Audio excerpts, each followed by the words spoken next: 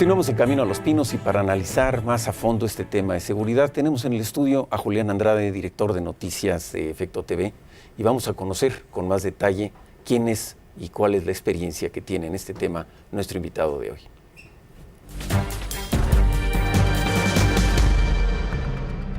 Julián Andrade Jardí es un periodista destacado y especialista en temas de seguridad. Actualmente es director de noticias en Efecto TV y columnista del diario La Razón. Fue director de la revista Newsweek en español, subdirector editorial de los periódicos La Razón y El Centro, editor de la sección política del diario Milenio y subdirector de La Crónica de Hoy, donde también desempeñó los cargos de subdirector de información y coordinador de las secciones Ciudad y Academia. Fue asesor del presidente de la CNDH entre 1995 y 1996 y asesor del secretario de Gobernación en 1994. Es coautor del libro Asesinato de un cardenal, ganancia de pescadores. Es autor de la novela La lejanía del desierto, publicada en la revista Nexos, entre muchos otros.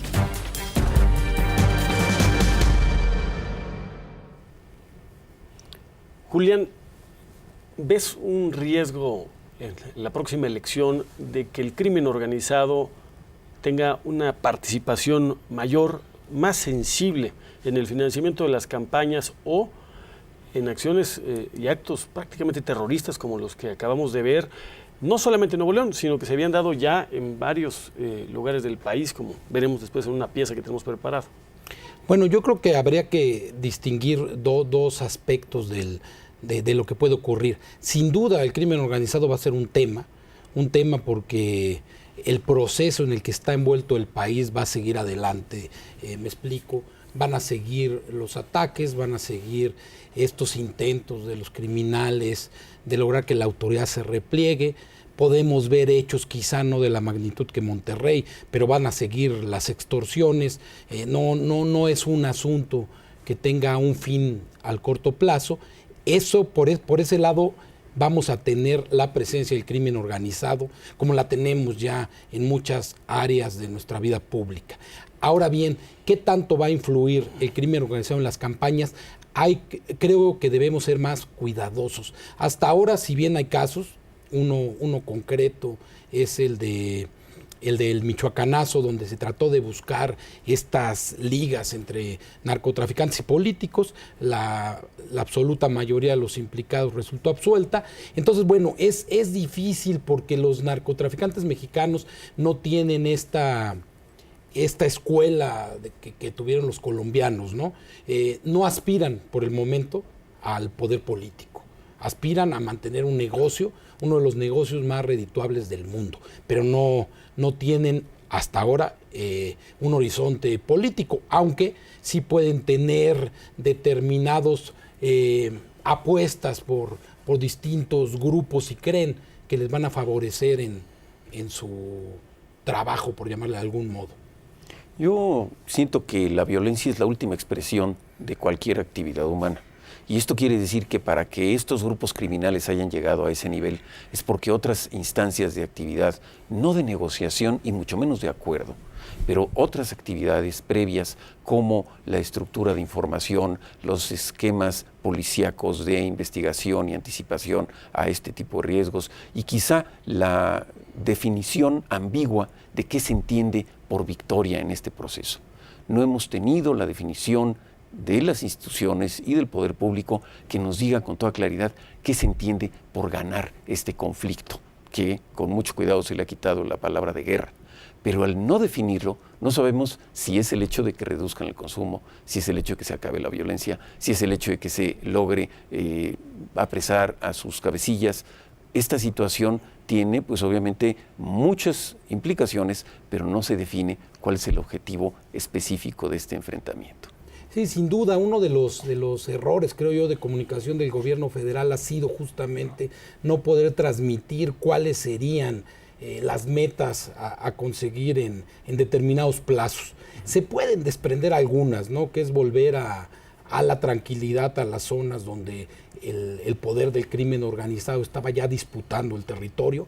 Si bien no aceptan que haya territorios bajo control absoluto del crimen, sí la idea era un poco decir, bueno, vamos a hacer trabajo ahí donde los criminales están generando mayores problemas.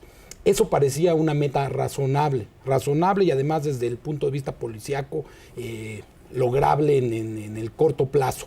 El problema fue que después fue avanzando, fue escalando el conflicto y como dices, no tenemos ya un horizonte de futuro, porque además hay que decirlo con toda claridad, no se va a terminar el narcotráfico, perdón, va a continuar. Entonces sí hay que ver qué es lo que se tiene que hacer para lograr una política de combate a los criminales que rinda mejores resultados. Esto quiere decir entonces que independientemente del resultado y del proceso, lo que hemos vivido en este país es un proceso, es un sistema de información pública que ha vuelto cotidiano la noticia de la violencia.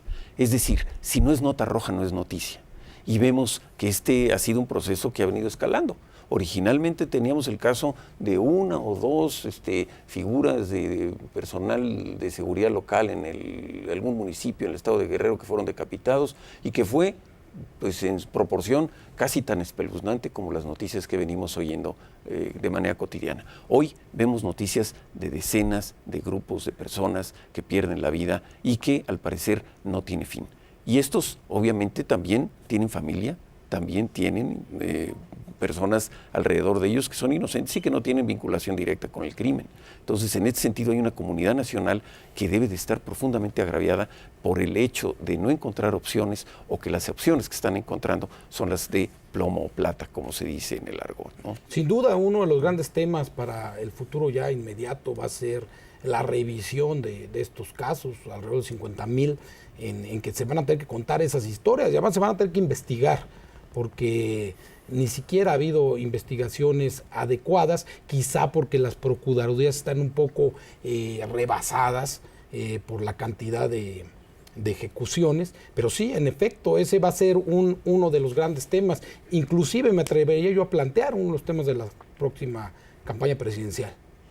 Pues va a ser definitivamente el hecho de que la política esté vinculada a estos temas, pero que estos temas no tomen por asalto a la política, ¿no? Mira, Julián, lo que no podemos negar es que va a haber interés de los grupos criminales en incidir en ciertas áreas de los gobiernos, del Estado, de las policías, de las procuradurías, como queda registrado que ha habido intentos serios de corromper a extensos números de oficiales. Eso sería inútil decirlo. Ha habido listas que se han conocido de extorsión, de corrupción, bueno, y también a veces es un especie de chantaje, ¿no? O sea, como tú lo decías, viene, o recibes el dinero o hay violencia, ¿no? o hay una persecución contra esos elementos policíacos. Por lo tanto, no sería impensable que quizá, no nada más hablando ya de la presidencia de la República, sino en los casos de las alcaldías, de los gobiernos de los estados, pues haya intereses, por supuesto, de grupos criminales, porque además lo que hemos visto es que ante el combate del gobierno federal y ante el enfrentamiento de los grupos criminales han surgido más células. Lo que hay es una disputa de más cárteles por las plazas. Sí, esto que es muy importante. Primero, el asunto de el intento de los grupos criminales de incidir de algún modo en las elecciones está presente, puede estarlo porque además, como es evidente, han corrompido a las policías, han llegado a niveles muy altos. Está la operación limpieza de la PGR, un ex subprocurador está preso, sujeto a proceso por presuntas ligas con el cártel de Sinaloa. Entonces, bueno, no podemos negar, nadie puede negar que el poder corruptor del narco no es evidente. Ahora bien, yo lo que señalaría ahí es que no estaría yo muy convencido de que esto vaya a ser, digamos, una escalada de los propios criminales, y lo espero, quizás es solo un deseo dentro del propio proceso electoral, sino que va a ser similar a lo que hemos visto, ¿no? Tratar de ver qué alcalde puede ser un poco más permisivo con ellos, tratar de ver qué alcalde puede poner a uno de sus elementos como jefe de la policía municipal. Podríamos pensar inclusive más alto, pero sí hay un hecho que es incontrovertible. En Tamaulipas, en el fondo, los criminales decidieron quién no quería que los gobernara. gobierna el hermano del candidato asesinado a unos días de la elección, pero bueno, ahí sí el nivel de ese ataque, que ha sido el más grande, digámoslo desde términos políticos los últimos años, es sí una señal de alarma grandísima, ¿no? Sí, definitivamente yo siento que esta parte de antecedentes que hay en actos de violencia en periodos electorales, pues lo vamos a comentar más adelante. Vamos a un corte en este momento, seguimos en Camino a los Pinos y regresamos.